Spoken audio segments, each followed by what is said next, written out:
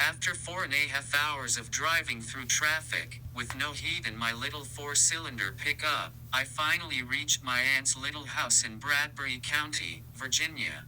She was out of town for the week. She had 5 dogs and 6 cats, and somebody had to look out for them. She knew I had been in a bad spot lately, and we both agreed that a week away would do wonders for me. She didn't have cable or internet, there were no neighbors within 2 miles, and there was enough food for an army. I had always loved that house. When I was a kid I'd go there with my mom and my uncle and stay the weekend. We always ate well, fished, relaxed and took long walks where nobody spoke. We all just looked at the beautiful scenery in the mountains. Her house was nestled right in the valley, and trees grew up all around it, a beautiful tunnel of green in the spring and a multicolored Pollock painting in the fall.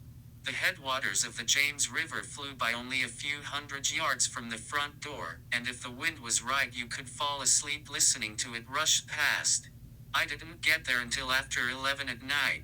It took me another hour to feed all 11 animals and clean up all the fur that had been shed since the last time she had vacuumed, all of 20 hours before. Apparently 5 dogs and 6 cats can leave a constant mess, as I would discover when I would wake up covered in hair the next morning. There was an endless amount of cleaning to do, even though the house is only 5 rooms big, and 2 of those aren't used. After cleaning and having some leftover pizza, I tried to read a bit, but my eyes wouldn't stay open, and finally, shortly after midnight, I turned in. I slept on the couch in the living room. It's the softest, most relaxing couch I've ever sat on, and of all the times I had been there I only ever slept on that couch. It faced the massive window in the west side of the house. That window faced towards the only opening in the valley, and when you woke you could see the sun rising between the mountains. At night, unless the moon was full, it was pitch black outside the window. There are no street lights or houses around for miles, and normally you couldn't see anything outside. Normally. I awoke at around 3 a.m. I couldn't tell exactly, I didn't have my glasses on and had taken my contacts out before I collapsed. I listened for what might have woken me, but heard nothing. I looked out towards the window and saw 2 pale lights, close together and very faint, but there. They resembled eyes, but small ones. I assumed it was one of the cats as I hadn't exactly taken a head count before I fell asleep, but there was a pet door in the kitchen, and anyone that was still out could easily come in. I looked at the eyes, if that's what they were, for a moment longer, and then drifted back to sleep. I didn't think of it again until the next night, and I slept uninterrupted the rest of the night. The little town my aunt lives in is called Kingsville. There are only about 75 people in the whole place and it's on the outskirts of the comparatively metropolitan Goshen, Virginia, which boasts almost 400. All 75 seemingly knew my aunt. I knew this somewhat, but I never guessed how close-knit of a community it was until the day after I got there. I woke up at 7 and began making coffee, wondering at the old-fashioned pot and boiler she used. There was a knock at the door, and the damned dogs started barking. I left the kitchen and as I headed to the front I heard a voice holler, "You dogs shut up in there. You know who this is, it's Marvin." The dogs did not shut up, indeed they seemed to turn it up even louder. I didn't know who Marvin was, but I assumed if he was on a first-name basis with the animals he couldn't be all that bad. I reached the door and opened it, kicking heavy masses of yelping fur out of the way. On the porch stood a grizzled old guy, with long gray hair and beard, so long it was impossible to tell where one started and the other began. He wore a flannel shirt and patched jeans and looked like a lumberjack out of a children's book. He carried a styrofoam cooler in his right hand. "You Paul," he yelled at me. Judging by his volume, I guessed he was a bit deaf. "Yeah, Marie's nephew. You guessed it. I reckon she told you I'd be here." That she did. "I'm Marvin." So I gathered. I live just over the hill on the other side, maybe 2.5 miles towards town. I still couldn't get over that. Where I lived, if you walked 2.5 miles you'd see an endless progression of houses, all looking like cutouts from a magazine. Here, tramp nearly 3 miles and hey, you finally see that neighbor's house where you borrow a couple of eggs, on account of your own chickens or being horribly inconsiderate of your breakfast. What can I do for you, Marvin? I asked. He handed me the cooler. Take these. Just some leftover venison I cooked up for you. Your aunt always loves my dear steaks. I took it and thanked him. I'm obliged, but why not eat it yourself? What makes me special? You're Marie's family and we look after our own here. He stopped and looked up at the sky. I put the cooler down and was prepared to offer the old guy some coffee when he started talking again. Should be a bad one tonight. I was confused. Excuse me. The storm? She'll be a bad one tonight. Make sure you look out after dark, it can get rough out here. It was early March, the mercury was already rising past 40 degrees and the sun shone clear in its little corner of the sky. The sky was clear and empty. I had liked it when I first woke up, it was clear and a pale blue that reminded me of toothpaste. That seemed fitting. A clean sky. What makes you think it'll storm tonight, Marvin? I asked. Just a feeling. When you get as old as these bones you start trusting your hunch a little better. You mind what I say now, so's I can tell your aunt I did right by you. I got it. Watch out. Maybe I'll bring in some extra firewood. You do that, sure, but that's not all. You don't know what might come out in a big snowstorm. He turned and headed back to his truck. What? What might come out? Hey. I called after him, but he got in and drove away. I shook off the odd remark and finished the coffee. It was good, stronger and clearer out of the pot than the instant one I had at home. And Marvin had been right, the deer was delicious. I cut it up and ate with some fruit, and it was a great, if weird, breakfast. I sat on the porch most of the day, wrapped in a jacket but enjoying the feel of the sun on my face and the crisp breeze. Everywhere I looked around the property was another memory. The picnic table where 8 of us at a time crowded around for dinner. The huge field of long grass that was cut only 2 or 3 times a year, on an old riding mower that didn't so much mow the grass as knock it down and trample it. Once, when I was 4, my cousin had let me sit on his lap and steer the mower, and of course, I ran over something and the blade flew out from underneath. Over here was the little pond, barely 50 yards across where I had caught my first fish, a little blue, spiky fin fish that weighed all of 3 ounces. And just across the pond was the spot I had seen the greatest act of a sportsman ever. I had been there with my oldest cousin, the first time I had hung out with him alone. I looked up to him because he was 10 years older and just seemed more adult, more sophisticated. He had handed me a spotlight, grabbed his rifle and we had set out up the mountain. We hadn't gone 10 feet when he hollered at me to bring the light up, which I did, and he fired from the hip. Racing up the hill we had found a deer, dead as a doornail, not a mark on her, save for a small trickle of blood out of her nose. Evidently he had shot directly up her left nostril and into her brain, from 200 yards away, from his hip. Since then he had never lost his stature in my eyes.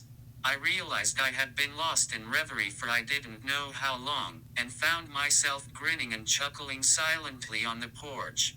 The nostalgia was mixed with a tinge of sadness, for the loss of my youth, and the horrible mess of problems I dealt with now as a 20-year-old. It seemed so simple, to leave the ghosts of my worries and the hated city behind and just stay here, reliving a better time whenever I chose. That was as agreeable a day as I had ever had. As the sun brightened, the blue of the sky deepened and the thermometer climbed slowly up to, and then past 50 degrees, I stayed on the porch. Sometimes I read, but more often I just listened to the early songbirds and the rush of the creek. More people came to check on me. They usually brought something along, and would not even take coffee as pay. There were fresh rolls and canned apple butter, more deer, and even a small jug of apple moonshine, which I was delighted to receive from the toothless old geezer who lived even further out of town than my aunt did. But every one of them mentioned a storm, and they looked at me sadly as they spoke. I couldn't understand. I had weathered storms before, and though this would be the first by myself, I figured I could handle it. I did, however, remember to bring in the extra firewood. The sky began to darken after 4, and the temperature dropped hurriedly. I made a frozen dinner in the oven, salty fried chicken and mashed potatoes with the look and taste of glue. The shine helped it go down easy though. The snow began to fall around 8, but it was not the storm that had been prophesied so darkly of me. I sat on the porch for a bit, smoking a cigarette and watching it fall. It slowly covered the trees and the ground, leaving a fresh, white sheet of paper behind. I stood up and pissed through the railings of the porch, watching with satisfaction as the last remnants of the apple shine burned through the layer of snow on the ground and momentarily revealed the grass below it. That's when I saw them for the first time. Footprints. They were too big and spaced for the dogs, and I didn't remember walking through the snow. They also seemed too small for me or any adult I knew anyway. I knew enough animals walked through the yard, both wild and tame, but it was too succinct a pattern for anything but a person's tread. I listened for a moment, but heard nothing, and the steps seemed to be moving toward the other side of the house. I slipped on my boots and checked, but there was nothing there. The tracks ended on the far side of the house, and I figured I must have stepped out to pee earlier and forgot about it. I went inside and fed the fire some more, then had another drink. I turned on the TV to catch the college basketball highlights, but left it low enough that I could doze if chose to.